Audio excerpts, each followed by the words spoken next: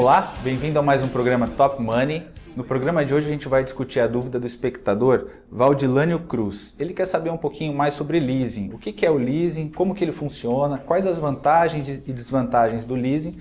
Para isso nós estamos aqui com os nossos profissionais Ricardo Pereira, Antônio de Júlio, André Massaro e Conrado Navarro. Eu queria começar com o André. André, qual que é a diferença do leasing para o financiamento em termos gerais? Falando grosseiramente, falando assim de uma forma bem geral, financiamento você está comprando um bem, leasing você está alugando um bem. Então assim, a propriedade do bem, o leasing, por exemplo, ela vai acontecer depois se a pessoa quiser comprar efetivamente, seja o veículo, seja lá o que for o objeto do leasing. Já no financiamento ela compra o bem, ela tem a propriedade do bem, apesar que o bem está dado em garantia na maioria dos casos, mas assim, essencialmente, financiamento é comprar, leasing é alugar. Importante lembrar que na hora de firmar o contrato ela tem essa opção de comprar ou não ao final do contrato, é isso? Sim. Ok, eu queria perguntar para o Antônio, quais as vantagens do leasing em relação às outras modalidades? Bom, como tudo na vida, você tem que sempre pensar da seguinte maneira. O que acontece se der errado, né? Eu sempre falo isso em todo o programa e eu vou continuar falando. Se a pessoa é uma boa pagadora, se ela tem ciência que ela vai conseguir pagar as prestações, eu acredito que o leasing seja uma boa vantagem. Por quê? Porque ele é mais barato, tem alguns impostos a menos. Só que é o seguinte, se ela não pagar, como ela está alugando um bem, ele pode ser tomado de forma mais rápida. Então por isso que ele é mais barato, porque a garantia, se ela não pagar, a pessoa vai lá e toma o carro dela. No caso do financiamento, ela comprou um veículo, e se as coisas derem errado na vida dela, conseguir não pagar alguma prestação, ela ainda consegue fazer algumas coisas. Demora-se mais um tempo para se tomar o carro dela, que mais ela pode tentar passar esse carro para frente, por aí vai. Então assim, se a pessoa consegue pagar direitinho, ela pode até olhar o leasing com mais carinho. Mas lembrando o seguinte, a melhor maneira sempre é não se endividar demais, você não se comprometer em meses, que nós estamos falando, com um bem, seja carro, seja moto, seja casa, apartamento e por aí vai.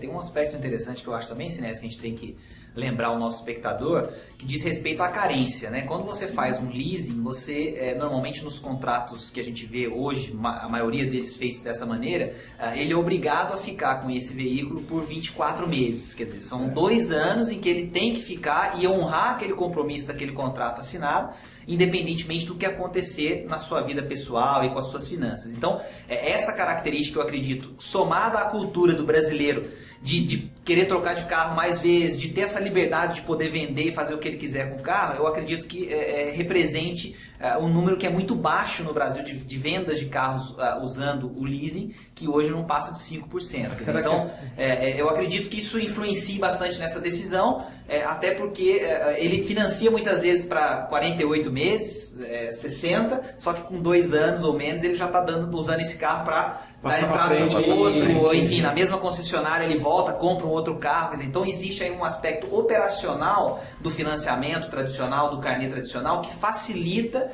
para que esse usuário consiga trocar de carro. Então eu acho que assim, a relação ela precisa, claro, ter essa visão que vocês falaram da questão financeira, que o leasing pode ser mais barato por essa relação de garantia e essa relação de você... Impostos até exatamente, ter menos impostos, não tem cobrança de IOF, uma série de coisas, mas também ele tem que olhar esse seu lado pessoal, quer dizer, qual é o meu objetivo com o carro? Não, eu vou ficar realmente com esse carro durante um bom tempo, né? Eu tenho condições de manter o carro, então eu vou conseguir pagar as parcelas por esse prazo de carência sem problemas. Eu acho que essa decisão também tem que considerar esse perfil do consumidor para que ele não tome essa decisão e depois de repente se arrependa, porque aí ele não tem como fazer e sair do negócio como ele faria com o financiamento tradicional. Eu acho que é exatamente isso. Pegando o gancho também, eu já conheci algumas pessoas que optaram pelo leasing sem conhecer nada, quer dizer, não sabia nem... Só no valor que pensar por mês, no valor. Eu tenho essa prestação e eu tenho essa prestação, qual que você quer? Essa aqui é mais barata, me dá. E acabou só descobrindo, quer dizer, no pior momento, quando foi justamente pensar em passar o carro para frente, queria trocar de carro,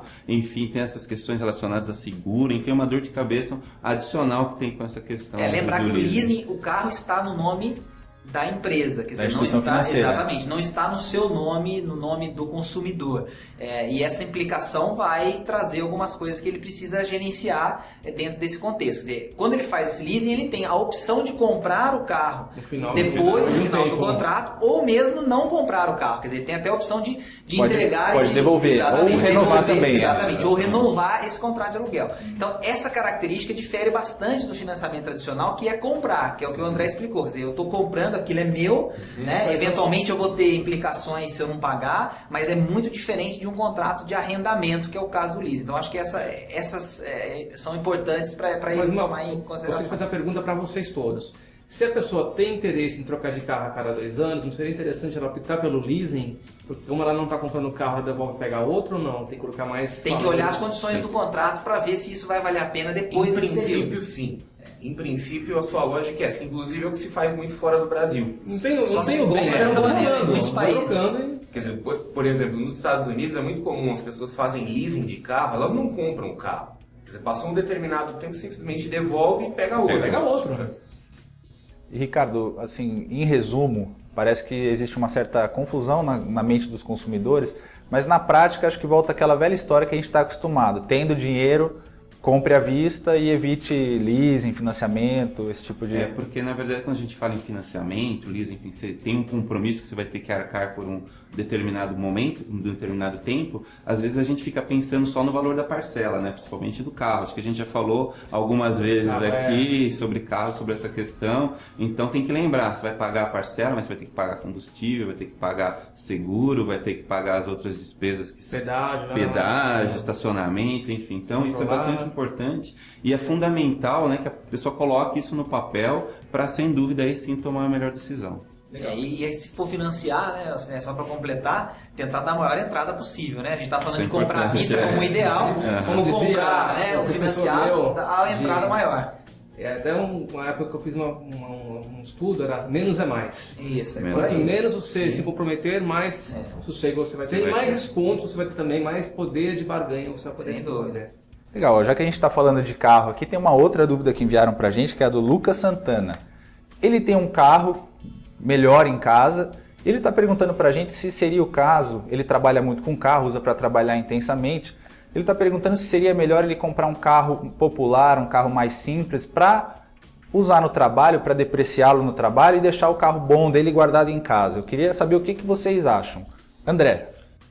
Essa ideia não me agrada. Quer dizer, ter 2 carros para preservar um carro é uma coisa complicada, porque isso indica o seguinte: ele está tendo uma relação afetiva com o carro dele. Quer dizer, ele vai ter um carro que é para bater, um carro para socar e outro carro que é para cuidar, para ter aquela coisa, né? Lavar todo sábado, cuidar como um filho praticamente. Né? O problema é que assim, a gente trata o carro como um filho, mas o carro não nos trata como um pai. Ele não reconhece isso, ele deprecia do mesmo jeito. Então assim, ter 2 carros, a não ser que seja uma coisa estritamente necessária mesmo, ele falou que ele usa o carro intensamente. Talvez ele precise dos 2 carros, mas não pelo motivo que ele acha que ele precisa.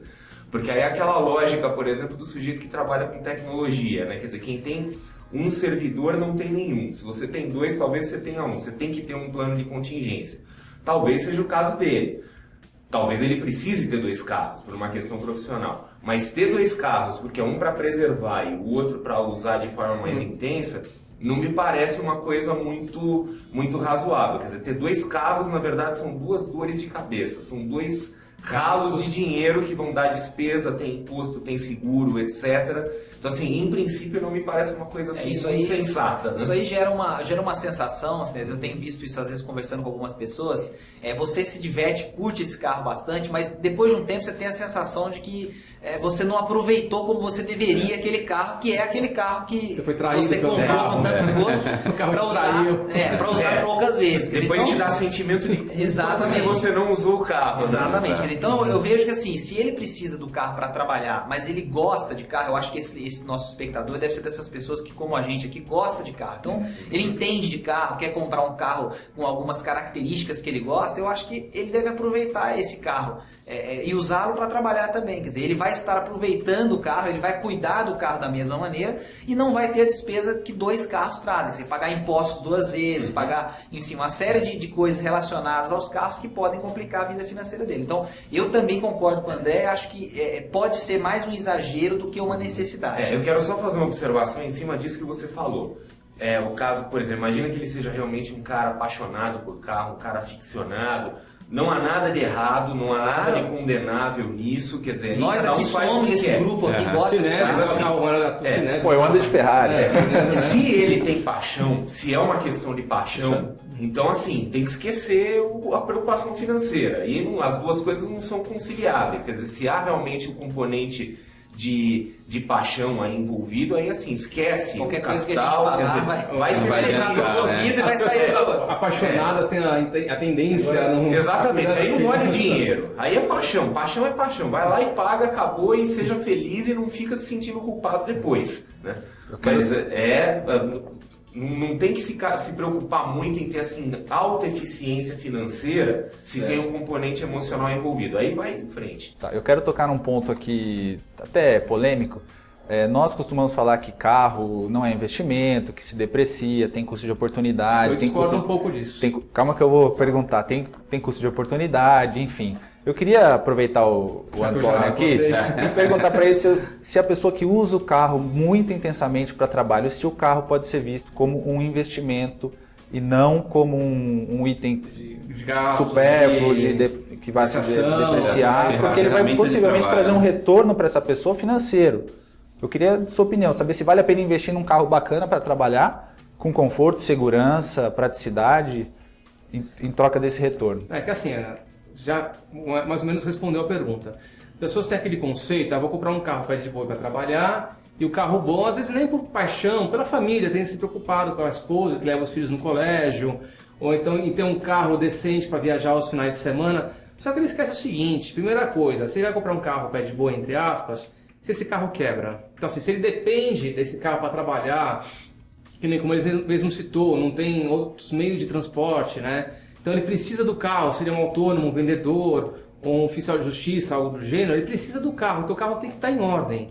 Então é um carro, a primeira coisa, tem que ser durável. Então assim, a confiança na marca, essa marca que é boa, ruim, vale a pena investir mais um carro que dure do que um carro pé de boi, entre aspas, que vai quebrar. Outra coisa, vou comprar um carro sem ar-condicionado, porque vou economizar, mas o que ele vai sofrer dentro do carro, a saúde dele... outra coisa, o carro com potência, seria uma pessoa que pega estrada, ele precisa de um carro para responder. Então é meio errado esse negócio, vou comprar um carro para economizar no trabalho e ele vai sofrer. E aí sofre com a saúde, o carro pode quebrar, pode trazer problemas mais do que financeiros para ele. Então assim, por que não usar o carro bom para trabalhar e deixar o carro pé de boi às vezes em casa? Porque às vezes a esposa vai levar os filhos a uma escola que está a 4 quarteirões, a esposa usa o carro, sei lá, para ir ao mercado, então às vezes não é um sentido inverso, usar o carro bom para trabalhar, porque o carro não vai dar chabu, e usar o carro, sei lá, o segundo carro da família ser um carro mais simples. Nós já até falamos no episódio anterior sobre essa questão, né, do carro, era o patrão do nosso... Estava querendo forçar ele a ter um carro, ter um carro, sei lá, mais novo, melhor, que influenciaria... O carro seria um fator que permitiria ele ganhar mais. Ganhar mais, uma coisa muito discutível e nós mesmos a gente não conseguiu... Não chegamos... Não foi muito conclusiva. Exatamente. Conversa, né? Então, para finalizar, eu queria perguntar para vocês aqui, na opinião, ele mandou um questionamento, então na opinião de vocês, se ele deve ou não deixar um carro melhor em casa e comprar um carro mais simples para usar para trabalho. O que você acha, Ricardo? Eu acho que não. Não. Antônio? Não, eu acho que ele tem que usar um carro bom para trabalhar, porque se ele usa muito esse carro, se ele precisa desse bem, é uma ferramenta de trabalho que se ele perder um negócio pelo carro quebrar, a perda financeira pode ser maior do que os descontos, do que a depreciação em si. Eu acho que ele tem que pensar no conforto dele para trabalhar sim. Eu também concordo, eu acho que não deve fazer essa operação de ter 2 carros se ele não tem necessidade. Aproveita o carro bom que ele tem, ele vai ser mais feliz, acredito, porque ele deve gostar de carro. O André vai discordar ou vai com todo mundo? Sua opinião. Não compra, né? Eu fecho com todo mundo. Ter 2 carros é essencialmente ter 2 problemas financeiros, né? Quer dizer, o carro ele é um grande complicador da vida financeira das pessoas, perde valor, etc. é uma coisa que atrapalha bastante nos orçamentos domésticos, familiares, por aí, e no fim acaba tendo um problema em dobro. Então eu também não compraria. Legal. Chegamos ao fim de mais um programa Top Money. Queremos a sua participação, envie suas dúvidas e questionamentos para a gente pelas nossas redes sociais, no Twitter ou no Facebook, que a gente responde nos próximos programas, ok? Um abraço e até lá.